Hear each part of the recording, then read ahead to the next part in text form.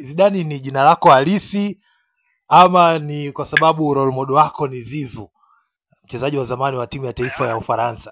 Zidane ni jina halisi kabisa kwa sababu ndo jina nilopewa na mzazi na ndo jina ndo nililopewa toka nikiwa nimezaliwa. Kwa jina halisia swala utani. So kwa sababu ya role model ni jina halisia kabisa, ni jina la wenyewe kabisa. Hata kwenye cheti tukituma Tigo Pesa chochote pale unapata ndo jina langu. Ila unavutiwa na staili ya huyu mchezaji wa zamani wa timu ya taifa ya Ufaransa Zizou? Of course, kwa sababu ukishachukua jina kama hilo umelibeba na originated ya jina langu limetoka kwake kweli. Na huwezi kusema unaitwa Zidane alafu ukawa sema ni jina ambalo mtu tukaota akasema akakupa Zidane, hapana. Mzee wangu alikuwa anapenda mpira, ni mtu ambaye anapenda mpira na mtu ambaye alikuwa shabiki mkubwa sana Zidane. Kwa binafsi hata mimi pia baada ya kupata jina kama hili nilivyokuwa kwangu mimi lazima nimwangalie na muone kama ni father, ni kwa sababu nimechukua jina kwake. Kwa mtu yote ambaye unajua jina langu limetoka sehemu fulani, basi utalifuatilia, utajua kwamba baada lazima utampenda, utamkubali akiokocha, akiwa kama alivyokuwa mchezaji zamani, kwa sababu sisi hatujafanikiwa kumwangalia akiwa anacheza. Na kitu basi tumefanikiwa kukuta clip na nini na alivyokuwa coach. Kwa hiyo nachukua kama sehemu kwa sababu jina langu limetoka sehemu fulani. Kwa hiyo lazima nitampenda na nitamkubali. Labda unatamani siku moja uwe kama yeye ama staili yake ya uchezaji, namna ambavyo alivyokuwa anacheza? Of course, kila mtu anakuwa na, yani kwa mimi binafsi natamani nifikie mafanikio na ukubwa alionao. Ila unaweza kuwa na jina, umechukua jina la mtu lakini msifanane staili ya kucheza. Najua yani ukihitaji ngwiji duniani uweze kuacha kumtaja Zidane. Kwa ukweli siwezi kusema labda naweza nikafikia kwa ukubwa ambaye amekuwa naye yeye, lakini angalau kwa level ambayo mimi kwa kupushi ambayo mimi kwa matumaini yangu naweza nikapambana. Siwezi kufikia ukubwa wake na siwezi kusema labda nitafikia style anacheza yeye, hapana, kwa sababu different style, different position. Ila kwa vitu ambavyo naweza nikavichukua kutoka kwake nitavifanya kwa uwezo ambao nilionao, ambao nikizidisha, kwa sababu kuna personal unaweza kuchukua baadhi ya vitu kutoka kwake ukaviiga vile vizuri. Of course kwa level yangu mimi nitapambana kwa nafasi yangu. Naamini kwamba kila ambacho najitarajia kukipambania nitafika. Bado ni kijana mdogo na umri wako pia unaruhusu. Mchezaji gani hasa ambao unamtazama kama role model hasa kwenye soka letu la Tanzania hapa? Kwa mimi of course na malengo na matarajio makubwa, kwa sababu bado na nguvu ya kupambana na najiona na energy ya kutosha, na mtu ananiruhusu pia kupambana kuanzia mwanzo hadi mwisho. Naamini hapa nilipofika bado na safari ndefu, hata kama ni nusu bado sijafikia nusu ya safari yangu. Kwa hiyo natamani kuona nami nafikia ndoto ambayo nikiona iota kila siku, kucheza mashindano makubwa, kushiriki michuano mikubwa, kucheza katika level kubwa za kimataifa na nini. Mimi namwangalia sana Bwana Samata kwa sababu ndio kama kioo kwangu, kwa sababu kwa mafanikio aliyopata kama mchezaji kutoka Tanzania, amecheza kwa muda mfupi katika soka la Tanzania, ameenda kucheza Kongo, ameenda Belgiji, ameenda Uingereza. Kwangu namchukulia kama kioo kwa sababu yule mimi namtazama kama sehemu ya mimi kujifunza kufikia sehemu fulani. Na vijana wengi ambao wanaibukaga wenye umri mdogo unakuta wanakuja kwa kasi na baadaye unakuta wanapotea, tuwaoni tena muendelezo wake. Wachache ambao wanafanikiwa. Labda unahisi kwamba shida nini? Ni mfumo wetu wa kuwatunza ama kuwakuza wachezaji wakiwa bado na umri mdogo, ama ni wachezaji wenyewe kukosa watu sahihi wa kuwasimamia? Mimi naweza nikasema mimi naamini kwenye kitu kimoja. Ndio. Kupanda au kushuka kwa mchezaji ni inaanza kwa mchezaji mwenyewe. Ndio. Hakuna mtu atakuja kukuambia kwamba wachezaji fulani tuwatunze. Sasa watu watakutunza vipi kama wewe mwenyewe haujithamini au hujitunzi? Ni kitu kigumu sana. Kwa hiyo haijalishi management, haijalishi uongozi, haijalishi nchi. Kama mchezaji mwenyewe ukiamua wewe mimi mwenyewe bana, mimi najipambania mwenyewe na najua ndoto yangu nataka nini, najua mimi kazi yangu ni nini, nataka nifanye nini, hicho ndio kikubwa zaidi. Kwa sababu sisi vijana wadogo wengi sana tuna safari bado ndefu. Kwa hiyo ukifikia muda ukiona umepata mafanikio kidogo karizika, kari yako kaishia njiani, maana sasa huwezi kumlaumu mtu tena hapo. ni wewe mwenyewe. Kwa hiyo mimi naamini kwamba haijalishi ni management, haijalishi si ni uongozi, haijalishi ni kiasi gani ambacho watu wanaweza kupambania, lakini kama wewe mwenyewe ujipambanii na ujiwekee malengo mazuri, bado utaishia tu njiani. Okay.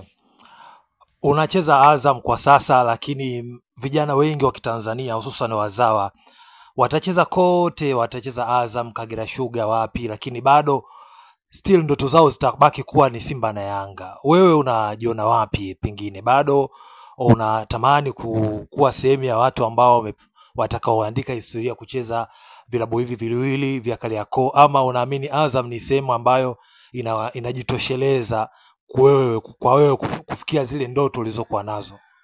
Of course, kila mtu ana mtazamo wake tofauti, na watu wengi wakitazama hivyo kwa sababu ya ule uhalisia unaoona nje ya macho ya watu, na tuseme katika mtazamo wa watu unavyoona.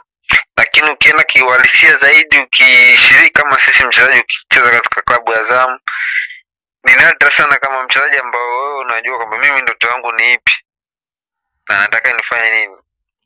Sababu moja ya klabu ambayo imejitosha kwa kila kitu ni Azam FC. Tuende mbele turudi nyuma, yani kwenye ukweli, ukiongea ukweli, Azam FC miundo mbinu kwa kila kitu. Lakini wengi wanatamani kucheza Simba na Yanga kwa sababu ya ukubwa wa klabu na wanashiriki mashindano makubwa na fans base wengi, kwa hivyo. Lakini mimi kwa mtazamo wangu mimi niko tofauti. Sababu malengo yangu si kucheza Tanzania. Malengo yangu mimi ni kufuata nyayo ambao wakubwa wetu wameweza kupasua mipaka nje ya Tanzania kucheza mbali zaidi. Kwa kama nikiwa ndoto hiyo, maana yake nahitaji kufika kule ambapo mimi nahitaji kufika. Kwa naona kama Azam ni daraja sahihi ya mimi kutoka sehemu moja kwenda sehemu nyingine. Okay. Na umesema ndoto zako kuja kucheza klabu nje ya Tanzania. Ni klabu ipi hasa ambayo unaifikiria kwamba nikicheza kwenye klabu hii basi ndoto yangu, ama kwenye ligi hii basi ndoto yangu itakuwa imetimia? Kitu kikubwa ambacho mimi nakilenga ni kucheza katika professional level ya nje. Haijalishi ni nchi gani, haijalishi ni timu gani, haijalishi ni Warabuni, haijalishi ni Ulaya, haijalishi ni wapi. Kwa sababu naamini safari moja huanzisha safari nyingine. Kwa matumaini yangu kwanza ni kucheza katika soka la kimataifa nje ya nchi. Then huko baadaye ndio kisha toka labda kwa Tanzania, ukabahatika labda kwenda Ulaya, ukabahatika kwenda Warabuni, ukabahatika kwenda Afrika, katika nchi ambazo zimeendelea. Naamini kila kitu kinaenda kwa process kidogo kidogo. Ndio, kabla hujahamia Azam wakati uko Dodoma, kuna klabu nyingine nje ya Azam ambazo zilihitaji huduma zako na ukaamua kuzipiga ofa hizo chini, ukaamua kutimkia Azam, ama ni Azam pekee ndio ambayo ilionyesha interest za kukuhitaji? Zipo klabu ambazo zilikuwa katika mazungumzo, ambazo zilikuwa na interest na mimi, sio chini ya klabu 3-4 zilikuwa interest na mimi, lakini Azam walikuwa na kipaumbele zaidi na walikuwa serious kwenye deal, na nadhani na mimi pia niliona Azam ni sehemu sahihi zaidi kwangu mimi. Simba na Yanga ni miongoni mwao? Siwezi kuzitaja kwa sababu nishakuwa Azam tayari. Kwa hata nikitaja klabu fulani na kwa haina maana yote. Kwa mimi ninachosema kwamba kulikuwa na klabu ambazo zilikuwa zina interest na mimi, lakini Azam walikuwa na interest zaidi kuliko hizo ambazo zilikuwa. Watu wengi wanaiona Azam sio klabu ya kufikia malengo ya wachezaji, kwa maana ya mchezaji utacheza sawa, utachukua mshahara, utapokea posho, lakini moja kati ya dreams za mchezaji yoyote ni kuchukua mataji, kuchukua mafanikio. Unaona wewe Azam ni sehemu sahihi ya kuweza kufikia mafanikio ambayo kila mchezaji anatamani kuyafikia? Ni sehemu sahihi, ndio maana nilitangulia kusema niliona sehemu sahihi, kwa sababu wapo pia wachezaji walishacheza Azam wakatengeneza historia kubwa kama Azam katika miaka yao, wakachukua ubingwa, walichukua kila kikombe, walifanya mambo makubwa. Why mimi nisitamani hicho kitu, kwamba nisione kwamba Azam sehemu sahihi? Ni sehemu sahihi, ni kikubwa ni kwenda kutengeneza historia. Hata mimi naweza nikaenda sehemu fulani tukatengeneza historia kama timu, tukapambana, tukachukua kikombe. Kwa kila kitu kinakuja katika wakati sahihi. Mwenyezi Mungu mwenyewe anapanga. Unaweza wapo wachezaji ambao huwezi kuwataja mfano, washatoka klabu moja kwenda klabu nyingine kwa ajili ya kutafuta mafanikio, kutafuta kikombe, wanaenda sehemu fulani na kikosa kile ambacho wanaenda kutarajia. Walipotoka na unakuta tayari wala Mungu awabariki wakati huo labda ndio mwaka wao wakachukua. Kwa hiyo ndio mpira ulikuwa hivyo, unaweza katamani kusema nisiende sehemu fulani kaondoka sehemu nilipokuwepo. Mwenyezi Mungu mwakani neema akaishusha pale ambapo umepakimbia, wakapata neema kule ambapo umeendea. Kwa hiyo ndo maisha yalivyo. Kwa hiyo mimi naamini katika kile ambacho mimi naamini kinawezekana, basi Mwenyezi Mungu ataleta heri zake. Okay, sawa. Swala la mwisho, ulifunga bao kwenye mechi ya Simba kwenye sare ya goli 2-2. Kama mchezaji kijana unainuliwa kwenye benchi, mechi kubwa kama ile yenye pressure, yenye attention, tayari mko nyuma kwa goli 2-1. What the moment ilikuwaje wakati unaingia na unafunga bao, na kupitia lile bao limekupa umaarufu kiasi gani ama limekupa pressure kiasi gani kama kijana? Kwanza is a wonderful moment kwa mimi, kwa sababu kwanza ilikuwa ni mechi kubwa, big match. Ilikuwa the first time kucheza derby. Unajua nikiwa Dodoma Jiji nimecheza Simba Yanga, lakini sijawahi kucheza official derby. Unajua derby, kusema derby maana yake ile ndio derby yangu kwanza katika maisha yangu katika soka la Tanzania, kucheza derby ya Mzizima. Ndio kwa sababu game kama hizo ni kitu kishaitwa derby, maana yake pressure inakuwa ni kubwa, kuanzia uongozi, wachezaji, benchi la ufundi pamoja na mashabiki pia.